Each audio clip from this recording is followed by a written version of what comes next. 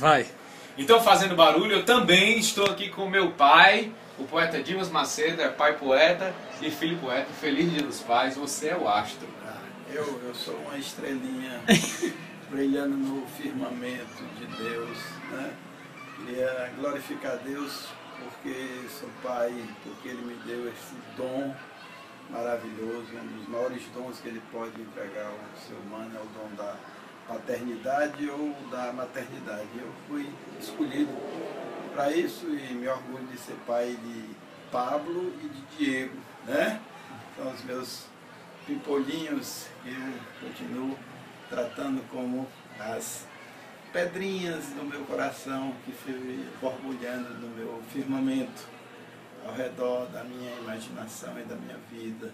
Tá? Então um abraço também para todos os pais. Eu partilho o meu coração em festa com o coração de todos os pais e todos os espectadores do programa Fazendo Barulho.